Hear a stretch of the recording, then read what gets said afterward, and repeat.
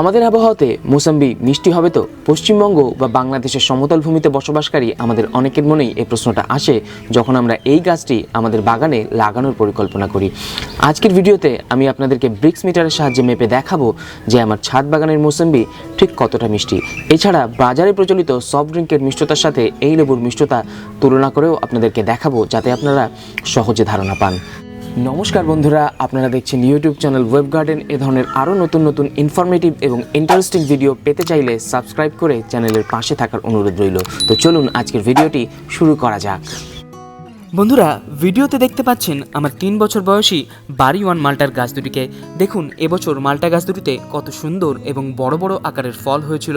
কিছুদিন আগেই আমি চ্যানেলে মাল্টা গাছের সামগ্রিক যত্ন, পরিচর্যা, রোগ বালাই এবং তার প্রতিকার সংক্রান্ত একটি ডিটেলড ভিডিও আপলোড করেছিলাম।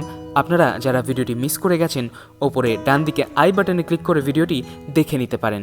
আজকের ভিডিওতে মূলত আমরা মাল্টা গাছের ফল হারভেস্ট করব এবং ফল হারভেস্টিংয়ের পর আমরা টেস্ট করে দেখব এই মালটা ঠিক কতটা মিষ্টি। এছাড়া ফল হারভেস্টিংয়ের পর মাল্টা গাছের প্রুনিং আমরা কিভাবে করব সেটাও একটু দেখে নেব। বন্ধুরা দেখুন, আমার মালটাগুলো এখন বেশ পরিপক্ক হয়েছে এবং এগুলোর গায়ে হালকা হলুদ রং ধরতে শুরু করেছে। এটাই সঠিক সময় মালটাগুলোকে গাছ থেকে হারভেস্ট করে নেওয়ার জন্যে। মালটা গাছে ফুল আসতে শুরু করে ফেব্রুয়ারি মাসের গোড়ার দিক থেকে এবং নভেম্বর মাসের শুরুতে এই ফলগুলো হারভেস্ট করার উপযুক্ত হয়। মালটা ম্যাচিওর হয়ে মালটার গায়ে যখন হালকা হলুদ রং ধরতে শুরু করে, তখনই সঠিক সময় মালটাগুলোকে গাছ থেকে পেড়ে নেওয়ার জন্যে। কারণ অনেক ক্ষেত্রে আমি লক্ষ্য করেছি মালটাকে অতিরিক্ত গাছে পাকাতে গেলে এর ভেতরের রস অনেকটা শুকিয়ে আসে, তখন ফলগুলোর কোয়ালিটি আর আগের মতো ভালো থাকে না। আর এটাও আমি লক্ষ্য করেছি যে সম্পূর্ণ হলুদ হয়ে যাওয়া মালটা থেকে হলুদ সবুজ মালটার স্বাদ এবং সুগন্ধ অনেকাংশে ভালো থাকে। দেখুন, একটি গাছ থেকে ফল হারভেস্টিং হয়ে গেল। আমি অর্ধেকের বেশি ফল এই গাছটি থেকে পেড়ে নিলাম। এখন পাশের গাছটি থেকেও ফলগুলো পেড়ে নিচ্ছি।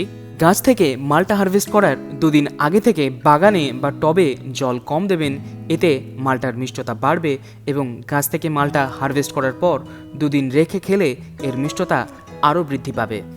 এবারে একটি ফল আপনাদেরকে কেটে দেখাই যে এর ভেতরটা কেমন এবং এর ভেতরে রং কেমন এলো। দেখুন, ভেতরটার রং কত সুন্দর লাইট ইয়েলো হয়েছে। রং দেখেই কিন্তু বোঝা যাচ্ছে যে এই লেবু খেতে মিষ্টি হবে। এর খোসাও দেখুন খুব একটা মোটা নয়, পাতলা খোসাও কিন্তু ভালো গুণমানের মৌসম্বির একটা বৈশিষ্ট্য। এবারে এখান থেকে একটা টুকরো কেটে নিয়ে সেই রস রিফ্র্যাক্টোমিটারে টেস্ট করে আমরা দেখে নেব যে এই লেবুর মিষ্টতা ঠিক কতখানি। প্রথমে চলুন বাজারে উপলব্ধ একটি সফট ড্রিঙ্কের মিষ্টতা পরীক্ষা করে দেখা যাক। তাহলে এর মিষ্টতার সাথে আজকে হারভেস্ট করা লেবুর মিষ্টতা পাশাপাশি তুলনা করে এই লেবুর মিষ্টতা সম্পর্কে আপনারা পরিষ্কার ধারণা নিতে পারবেন। সফট ড্রিঙ্কের কয়েক ফোঁটা আমি মিটারের ওপর দিয়ে দিচ্ছি। এরপর ওপরের কাচের ঢাকনাটি বন্ধ করে দেব। এবারে চলুন দেখে নেওয়া যাক এর মিষ্টতা বা ব্রিক্স ঠিক কতটা আসছে। বন্ধুরা, আশা করছি পরিষ্কারভাবে দেখতে পাচ্ছেন যে মিটারে বাজারের সফট ড্রিঙ্কের ব্রিক্স বা মিষ্টতা দেখাচ্ছে 15। এবারে চলুন দেখে নিই আজকের হারভেস্ট করা লেবুর মিষ্টতা। আমি লেবু থেকে কয়েক ফোঁটা রস রিফ্র্যাক্টোমিটারের উপর নিয়ে নিলাম। এবার কাচের ঢাকনাটি বন্ধ করে এর মিষ্টতা দেখে নেব। মিটারে চোখ লাগানো যাক। দেখুন, আজকে গাছ থেকে হারভেস্ট করা লেবুর মিষ্টতা এসছে প্রায় 14-র কাছাকাছি। অর্থাৎ আপনারা পরিষ্কারভাবেই বুঝতে পারছেন যে এই লেবুটা ঠিক কতখানি মিষ্টি। লেবু জাতীয় ফলের ব্রিক্স মান 14 মানে সেটা কিন্তু বেশ ভালো রকমের মিষ্টি। বন্ধুরা, ফলের মিষ্টতা 0 ব্রিক্স থেকে শুরু করে 22 ব্রিক্স অবধি হতে দেখা যায়। 1, 2 ইত্যাদি ব্রিক্স মান মানে হচ্ছে সে ফলটি একেবারে কম মিষ্টি। যেমন পানি ফল, এখানে দেখুন আমি পানি ফলের ব্রিক্স মেপেছিলাম, ব্রিক্স মোটামুটি এসেছে 2.5-3 মতো।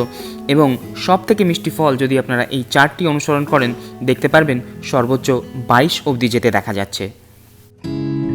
লেবু গাছ থেকে হারভেস্ট করে তার মিষ্টতা পরীক্ষা তো হয়ে গেল। এবারে চলুন দেখে নেওয়া যাক গাছ থেকে মৌসম্বি হারভেস্ট করার পর গাছের কি যত্ন পরিচর্যা আমাদেরকে করতে হবে। গাছ থেকে লেবু জাতীয় ফল হারভেস্ট করে নেওয়ার পর এরকম একটি বোটাযুক্ত ডাল আমরা দেখতে পাই। এই ডালটি কিন্তু আমাদের এভাবে রেখে দেওয়া চলবে না, এর ডগার দিক থেকে 2-3 ইঞ্চি আমাদেরকে কেটে ফেলে দিতে হবে, এতে করে নতুন নতুন ডালপালা খুব তাড়াতাড়ি বেরিয়ে আসবে।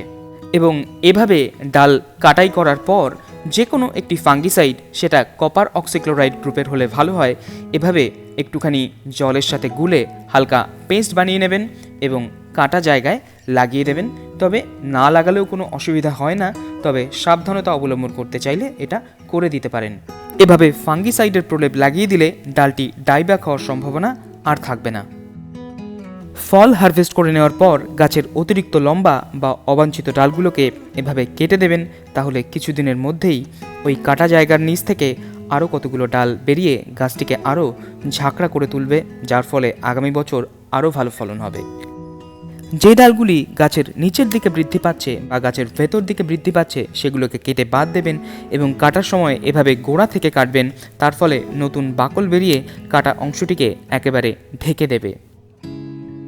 এখানে এই সরু ডালটিকে লক্ষ্য করুন, এ ধরনের ডালে প্রচুর পরিমাণে ফুল আসে কিন্তু ফল দাঁড়াতে চায় না, এ ধরনের ডালকে সাকার ডাল বলা হয়। এছাড়া এ ধরনের ডাল উপর থেকে শুকোতে শুকোতে অনেক সময় গাছে ডাইব্যাক রোগ সৃষ্টি করে।